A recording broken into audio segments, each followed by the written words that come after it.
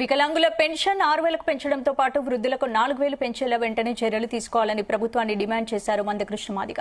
September 9వ తేదీన జరగనున్న మహాగర్జనను విజయవంతం చేయాలని ఆయన పిలుపునిచ్చారు. పెన్షన్లు పెంచుతామని సీఎం రేవంత్ రెడ్డి ఎన్నికల ముందు హామీ ఇచ్చారని, ఇప్పుడెందుకు ఇవ్వడం లేదని ప్రశ్నించారు.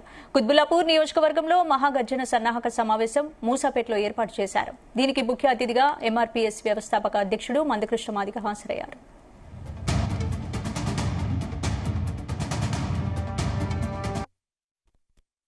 ఇది వాస్తవా కాదా మీరు క్లియర్ చేసుకోవాల్సింది నేను సభ్యులందరికీ కనిపిస్తున్నాను. అదే సమయంలో మీ అన్నగా ఇంకో విషయం గుర్తు చేస్తుంది. పేదల సమస్యలు పెన్షన్ మీద ఆధారపడేటోళ్ళంటే ఇంత చిన్న చూపు పాలకులకు రెండో విషయం గుర్తు చేస్తుంది. ఇక్కడ వికలాంగులే కాదు, నా ముసలి తల్లిదండ్రులు కూడా ఇక్కడ ఉన్నారు. వృద్ధాప్యం ఉన్న వాళ్ళు కూడా వాళ్ళు ఉన్నారు. నేను వాళ్ళ గురించి ఒక మాట మాట్లాడుతున్నాను.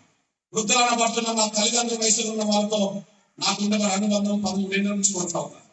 నేను ఇప్పుడేదో మాట్లాడుతున్నట్టే ఇప్పుడు మాట్లాడతలేను, అంతకు నుంచే మాట్లాడుకుంటున్నా. ఎందుకు మాట్లాడుతున్నా చెప్తుంది. ఎంఆర్ఎస్ రాకపోతే ఒక 10 ఏళ్లలో ₹1 పెరగలేదు.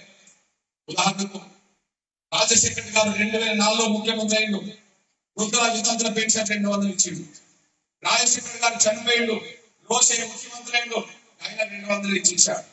రోషే దిగిపోయిండు, కిరణ్ కుమార్ గారు ముఖ్యమంత్రి అయిండు, ఆయన పరిపాలించినంత కాలం అదే 200 ఇచ్చేశాడు. 10 ఏళ్ళు కలిసింది.